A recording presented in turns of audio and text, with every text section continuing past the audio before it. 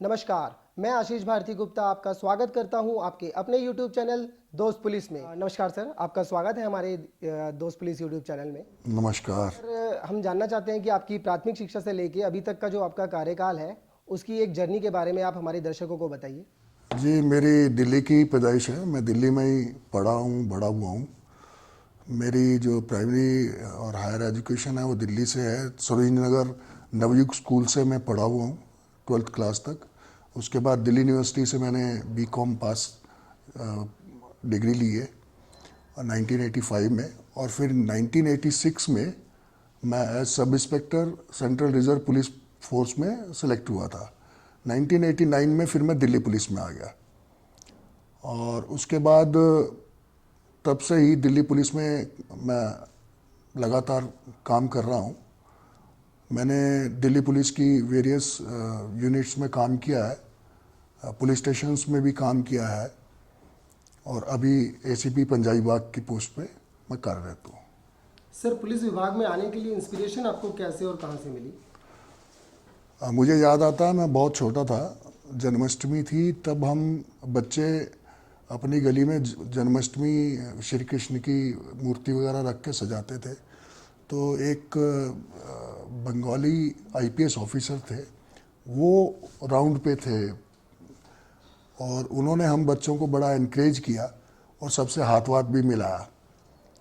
पता नहीं क्यों उन्होंने कैसे कह दिया मेरे से हाथ मिलाते ही कि बेटे तू पुलिस में जाएगा, जबकि मैं उस टाइम बहुत छोटा था, और शायद कहीं वो बात मेरे घर कर गई, और अभी मैं आपके सामने पुलिस में ही हूँ।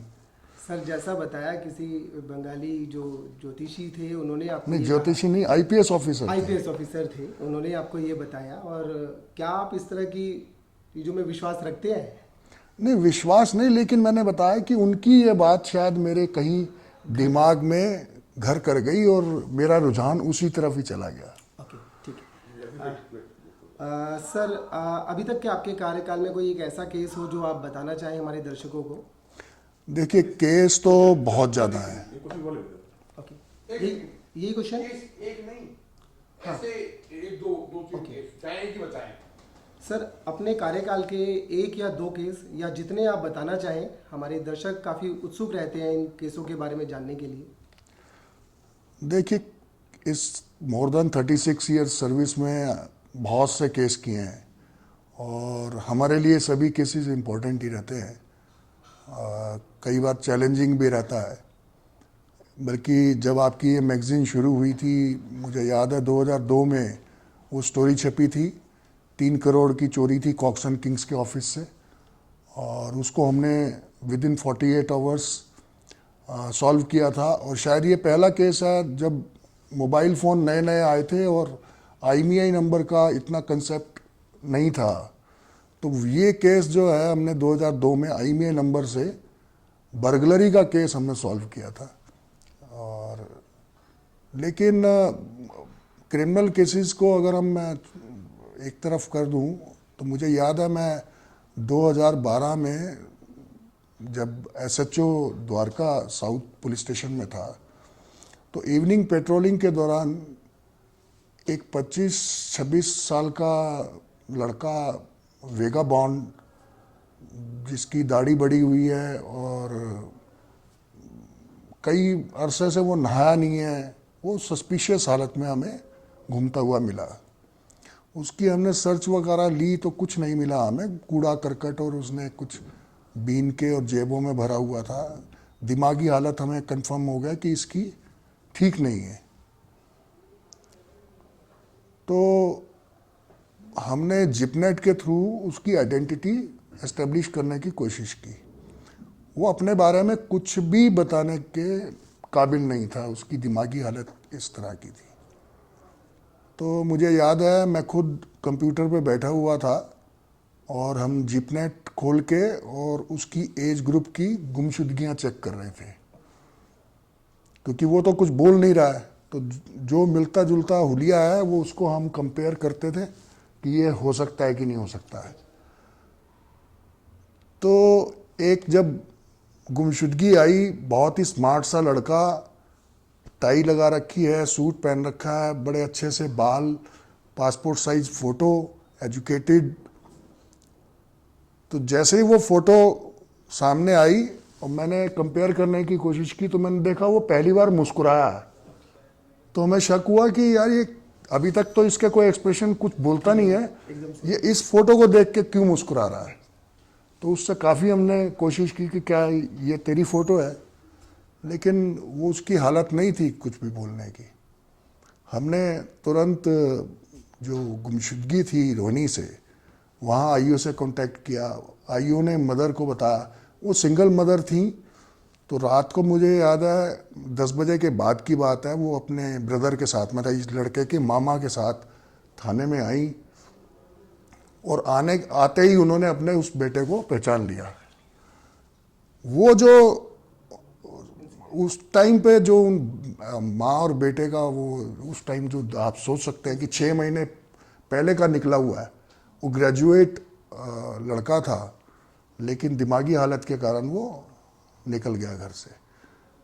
तो वो जो सेटिस्फेक्शन थी उसको सॉल्व करने में, मतलब कोई केस नहीं है आपके पास, जस्ट एक लड़का मिला है और सस्पिशियस है, और वो सिंगल मदर को देख के उन्होंने बहुत हमें धन्यवाद कहा और बड़ी सेटिस्फेक्शन हुई। सर, बॉर्डर पे जो हमारे सुरक्षाकर्मी होते हैं तो अक्सर मतलब हमेशा उनको पता होता है कि बॉर्डर पार उनके दुश्मन हैं, लेकिन पुलिस विभाग ऐसा है या पुलिस का काम ऐसा है कि उनको भीड़ में से ये पहचानना होता है कि क्राइम किसने किया है। तो ये कितना मुश्किल होता है?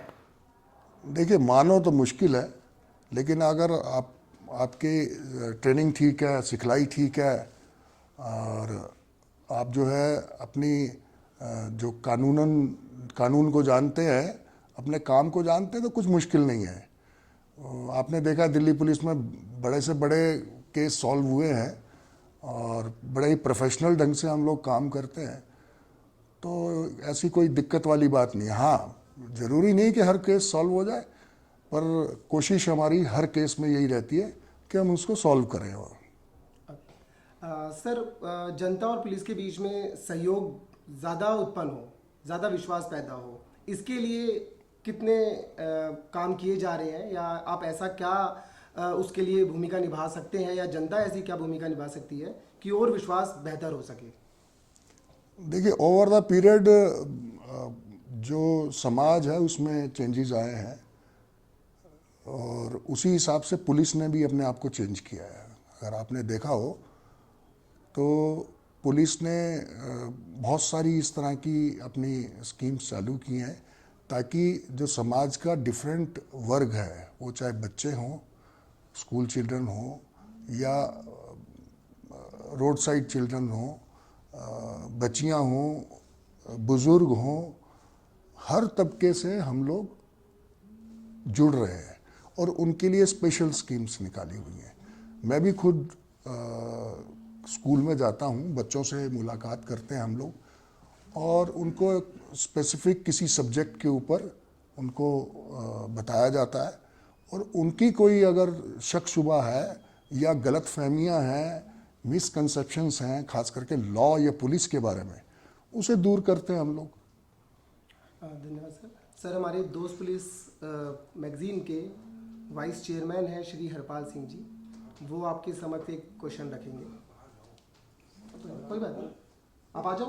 हाँ, कोई बात नहीं, क्वेश्चन हो गया। सर, जनता और पुलिस के बीच में सहयोग ज़्यादा उत्पन्न हो, ज़्यादा विश्वास पैदा हो, इसके लिए कितने काम किए जा रहे हैं, या आप ऐसा क्या उसके लिए भूमिका निभा सकते हैं, या जनता ऐसी क्या भूमिका निभा सकती है कि और विश्वास बेहतर हो सके? देखिए, ओवर द पीरियड जो समाज है उसमें चेंजेस आए हैं और उसी हिसाब से पुलिस ने भी अपने आप को चेंज किया है। अगर आपने देखा हो तो पुलिस ने बहुत सारी इस तरह की अपनी स्कीम्स चालू की हैं ताकि जो समाज का डिफरेंट वर्ग है, वो चाहे बच्चे हों, स्कूल चिल्ड्रन हों, या रोड साइड चिल्ड्रन हों, बच्चियां हों, बुज़ुर्ग हों, हर तबके से हम लोग जुड़ रहे हैं और उनके लिए स्पेशल स्कीम्स निकाली हुई हैं। मैं भी खुद स्कूल में जाता हूँ, बच्चों से मुलाकात करते हैं हम लोग और उनको स्पेसिफिक किसी सब्जेक्ट के ऊपर उनको बताया जाता है और उनकी कोई अगर शक शुबा है या गलत फहमियाँ हैं, मिसकंसेप्शंस हैं, खास करके लॉ या पुलिस के बारे में, उसे दूर करते हैं हम लोग। सर हमारे दोस्त पुलिस मैगजीन के वाइस चेयरमैन हैं श्री हरपाल सिंह जी, वो आपके समक्ष एक क्वेश्चन रखेंगे। मेरा नाम हरपाल सिंह, वाइस चेयरमैन दोस्त पुलिस। आज हम एसीपी साहब के साथ बैठे हैं यही बात सुमन पुष्करण। सर नमस्कार। नमस्कार जी। सर हमारी मैगजीन जैसा कि आपने देखा है हर जगह जा रही है, अच्छा रिस्पॉन्स आ रहा है, ऑल ओवर पुलिस डिपार्टमेंट में हर एरिया में जा रही है, इवन पब्लिक में भी जा रही है, न्यूज़पेपर। तो इसके बारे में आप कुछ बताइए। हरपाल जी, मैंने जैसे आपको बताया कि 2002 में हम लोगों ने जो एक केस सॉल्व किया था 3 करोड़ की बर्गलरी का, चोरी का, तो आपकी इस मैगजीन में वो स्टोरी छपी थी और तब से लेके जो अब तक मैं देखता हूँ आपकी मैगजीन का सफ़र जिस तरह से ये ग्रो हुई है, तो मैं तो यही उम्मीद रखता हूँ कि ये आने वाला टाइम में इससे भी ज़्यादा समाज में अपने जो मैसेजेस हैं, गुड मैसेजेस हैं और ख़ास करके जो पुलिस और समाज के बीच में जो ब्रिज का काम ये मैगजीन कर रही है वो और अच्छे तरीके से करेगी। सर इसके लिए तो आप जैसे ऑफिसर डिपार्टमेंट की बहुत हमें ज़रूरत है, जो हमारे साथ हमें इंकरेज करे, तो हमें हौसला भी हमें दे। तो आपका सहयोग आगे भी चाहिए है पूरे डिपार्टमेंट का। जी बिल्कुल बिल्कुल।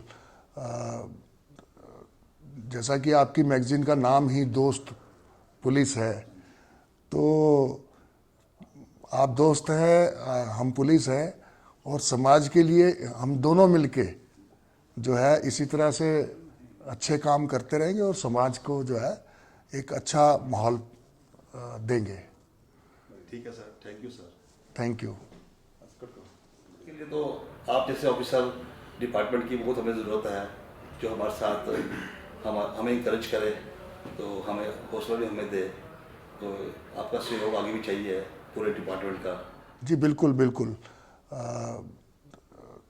जैसा कि आपकी मैगजीन का नाम ही दोस्त पुलिस है, तो आप दोस्त हैं, हम पुलिस हैं और समाज के लिए हम दोनों मिलके जो है इसी तरह से अच्छे काम करते रहेंगे और समाज को जो है एक अच्छा माहौल देंगे।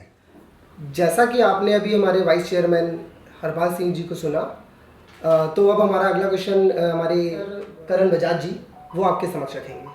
नमस्कार सर, मेरा नाम करण बजाज है। मैं दोस्त पुलिस में एडवाइजरी बोर्ड में मेंबर हूँ। तो मेरा आपसे ये सवाल है सर कि जिस लेवल पे आप देख रहे हैं कि वुमेन एम्पावरमेंट से रिलेटेड, वुमेन सेल्फ डिफेंस से रिलेटेड, अगर पब्लिक में इस तरह की कोई चीज़ आपके गाइडेंस के थ्रू, आपके एक्सपीरियंस के थ्रू दी जाए, सो दैट कि आजकल की बच्चियाँ हैं, बेटियाँ हैं, बहू बेटी माँ सबकी समान है, तो उस लेवल पे अगर आप कोई संदेश देना चाहें हमारे सब्सक्राइबर्स को, हमारे दर्शकों को, तो बड़ी मेहरबानी सर। देखिए, समाज में जो स्त्री का दर्जा है वो आपको मालूम है कि इंडिया में तो शुरू से ऊपर ही रहा है जी। तो वुमेन एम्पावरमेंट की जहाँ तक बात है, वुमेन एम्पावर्ड थी और है और रहेगी। सिर्फ एहसास दिलाने की बात है, उसमें वो कॉन्फिडेंस पैदा करने की बात है कि आप एम्पावर्ड हो। आप एम्पावर नहीं कर सकते, आप वो ऑलरेडी एम्पावर्ड है, उनको एहसास दिलाना, समाज को भी और वुमेन को भी।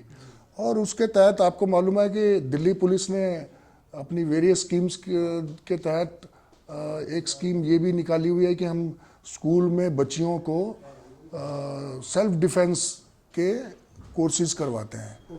और मैं खुद कई कोर्सेज के उसमें गया हूँ देखने के लिए, और मैंने देखा है कि वो काफ़ी अप्रिशिएट हुआ वो हमारा जो ये कदम है, और बच्चियों ने इसको काफ़ी मतलब उत्साह के साथ उसमें भाग लिया, और हमारे जो स्टाफ है उस काम में लगा हुआ है उनको भी उसमें काफ़ी एंजॉय करते हुए देखा है। धन्यवाद सर, धन्यवाद। Thank you.